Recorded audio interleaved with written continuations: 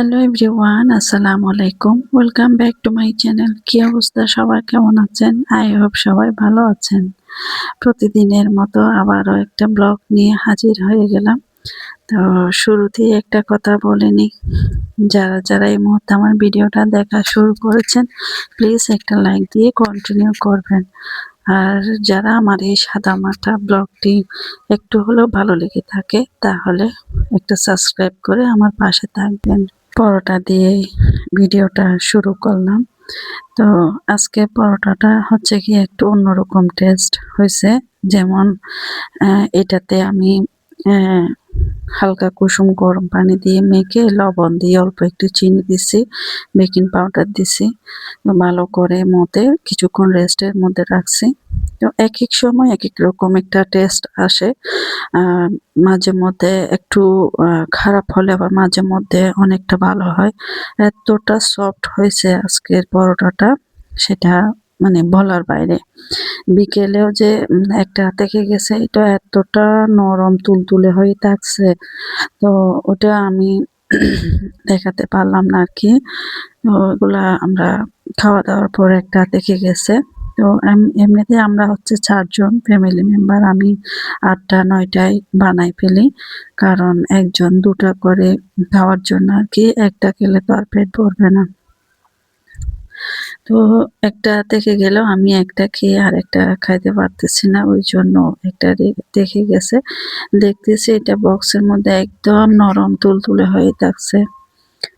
তো যাই হোক, পরোটা দিয়ে নাস্তা পানি করে নিলাম। এদিকে হচ্ছে আমার গলার অবস্থা এতটা বাজে হয়ে গেছে ভয়েস দিতে। ভয়েসটা যে একেবারে শেষ হচ্ছে তা না, কতবার যে আমার কাটতে হচ্ছে এটা বলার বাইরে না। গলা আমার বেশি খারাপ হয়ে গেল, আমি ভয়েস দিতে আমার অনেকটা কষ্ট হচ্ছে। তো এদিকে আমি পেঁয়াজ রসুন গুলা সেলফে রেখে দিলাম, চাউলের বস্তাটাও রেখে দিচ্ছি। এমন সময় আমার ছেলে আসলো মাদ্রাসা থেকে, ও ঢেলে দিল।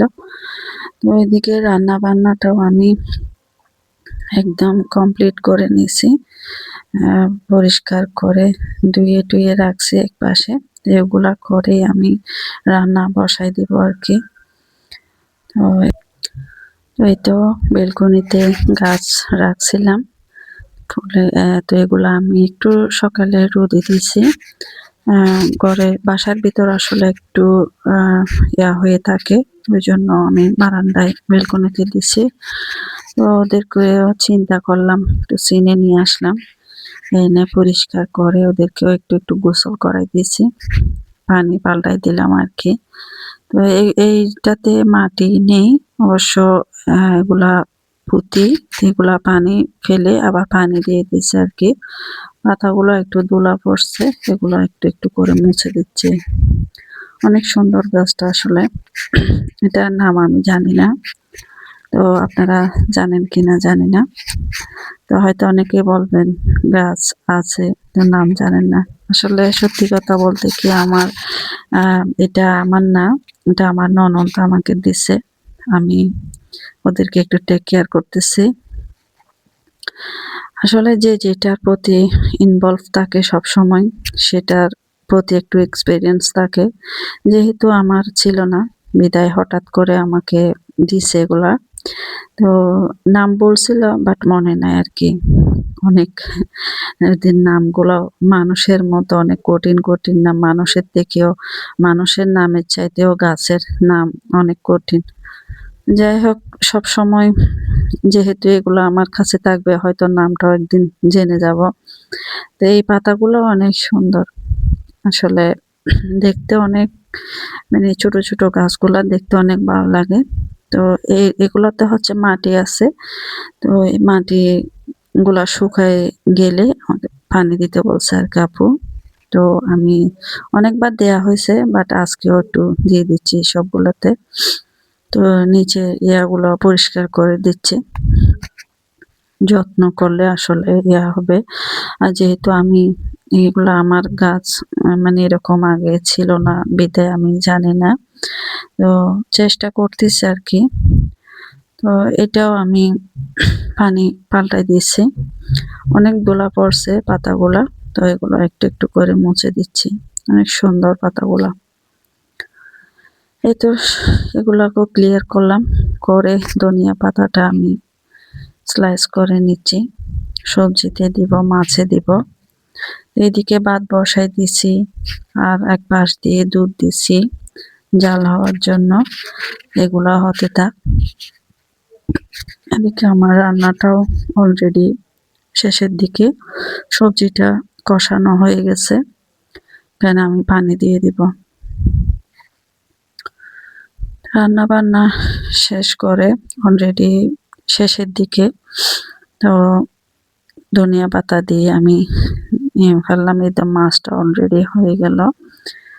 তো আসলে সবজি বলেন, মাছ মাংস যেগুলো আর কি, বেশি বেশি করে ধনিয়া পাতা দিলে আমার অনেক ভালো লাগে। এর টেস্টটা অন্যরকম হয়। তো রান্না বান্নার পর আমি আশেপাশে যেখানে সব সময় রেগুলার কাজ করি, এখানে একটু পরিষ্কার করে নিচ্ছি। মোছামুছি করে আমি এগুলো ক্লিন করে ফেলবো। তো রান্না করলে আসলে তেল চিটচিটে হয়ে যায় বেশি। তারপর এগুলো আমি মুছে নেব। তো প্রতিদিন আসলে একই রকম কাজ আর কি করব, একঘেয়েমি লাগে। এগুলো ছাড়া তো আমরা যেহেতু হাউসওয়াইফ, আমাদের তো এগুলোই প্রতিনিয়ত করতে হয়। এই তো আমি সবকিছু ক্লিন করে নিলাম। তো বিকেলের দিকে বিকেলে সবাই খাওয়ার জন্য পকোড়া করলাম। এই তো একসাথে বসে খাচ্ছি। তো সবাই একসাথে বসে খেয়ে নিলাম আর কি। টিচার আসবে, ওরা পড়তে বসবে। তো আমার সাদামাটা এই লাইফ স্টাইলটা যদি আপনাদের ভালো লেগে থাকে, তাহলে অবশ্যই একটু সাবস্ক্রাইব করবেন, একটা লাইক দিয়ে যাবেন। আপনাদের একটা লাইক আমাকে অনেক দূরে এগিয়ে নিয়ে যাবে। প্রতিদিন যাতে আমি ভিডিও প্রেজেন্ট করতে পারি, দোয়া করবেন। সবাই সুস্থ থাকবেন, ভালো থাকবেন। আল্লাহ হাফেজ, টেক কেয়ার।